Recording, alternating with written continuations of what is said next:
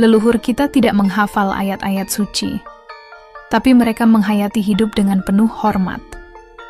Mereka tidak membaca kitab suci dengan suara keras, tapi mereka membaca isyarat alam, membaca rasa, membaca laku. Contoh, ketika melihat daun gugur, mereka merenung. Itu pertanda bahwa semua yang hidup pasti akan kembali. Saat mendengar gemericik air, mereka merasa, begitu sejuknya hidup jika mengalir, tidak memaksa, tidak melawan takdir. Apakah itu bukan bentuk sembahyang?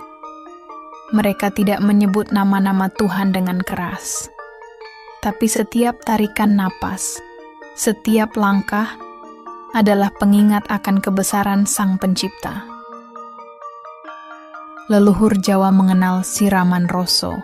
Ini bukan mandi biasa, tapi pembersihan batin. Dilakukan dalam keheningan, mandi di mata air sambil memohon maaf, memohon kekuatan, dan meninggalkan segala kotoran batin. Ini biasa dilakukan menjelang hari-hari penting. Entah untuk anak yang akan menikah, atau saat seseorang merasa hatinya gelisah dan ingin bersih kembali. Siraman bukan sekadar membasuh badan, tapi membersihkan jiwa, dan saya yakin ini adalah bentuk sembahyang yang sangat menyentuh, bahkan mungkin lebih dalam dari ritual formal yang terburu-buru. Saya ingin cerita sedikit soal perempuan. Banyak perempuan setelah melahirkan bingung. Kalau sudah selesai nifas, harus mandi wajib atau gimana? Secara agama formal, memang ada mandi wajib. Tapi leluhur Jawa juga punya caranya sendiri, siraman resik. Ini bukan hanya mandi, tapi perayaan. Pembersihan lahir dan batin, diberi bunga, didoakan keluarga, disambut dengan syukur. Sebab bagi orang Jawa, seorang perempuan yang habis melahirkan sedang dalam kondisi paling sakral. Ia baru saja menjadi perantara lahirnya nyawa baru. Leluhur kita tidak menyuruhnya tergesa-gesa melakukan ritual, tapi justru menyuruhnya tenang, kembali menyatu, dan menjalani masa resik dengan khidmat. Bukankah ini bentuk sembahyang yang sangat menyentuh jiwa? Mengapa leluhur kita tidak menyebutnya sholat? Karena mereka tidak berbahasa Arab, tapi bukan berarti mereka tidak berdoa. Mereka menyebutnya sembahyang, semedi, tirakat, ngiloroso, dan ingat, Tuhan dalam bahasa Arab disebut Allah, tapi dalam bahasa Jawa disebut Sang Hyang. Di Bali disebut Ida Sang Hyang Widhi. Di Batak disebut Mulajadi Nabolon, di Sunda disebut Batara Tunggal.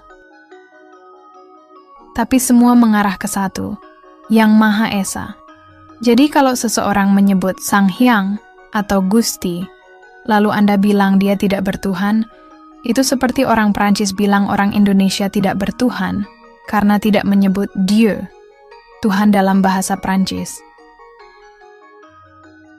Saya mengatakan ini bukan untuk membantah agama manapun. Justru saya ingin kita semua, apapun agama dan kepercayaan kita, belajar melihat dengan rasa. Kalau Anda sholat, lakukan dengan khusyuk, penuh cinta. Jangan menghina mereka yang caranya berbeda. Kalau Anda sembahyang dengan cara leluhur, lakukan dengan tulus, tanpa rasa benci pada yang lain. Karena hakikatnya, semua yang tulus sedang dalam perjalanan menuju satu titik, Tuhan yang Maha Esa. Kadang saya merasa sedih.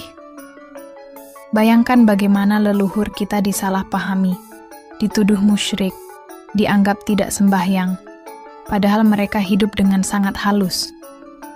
Mereka tidak membenci. Mereka tidak saling hujat.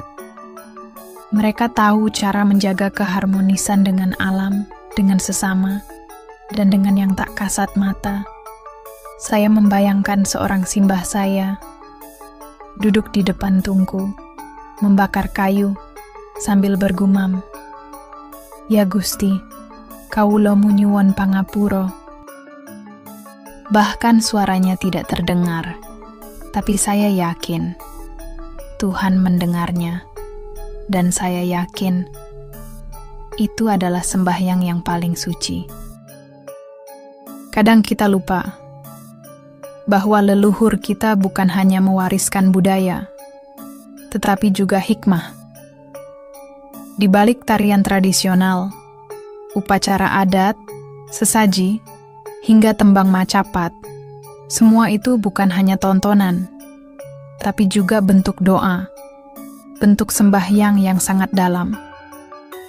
Coba perhatikan tembang-tembang Jawa seperti Dandang Gula, Kinanti, atau Pangkur. Di balik nadanya yang lirih dan lembut, tersembunyi ajaran hidup. Tentang bagaimana manusia harus hidup selaras, menjaga hati, menahan diri, dan tidak rakus.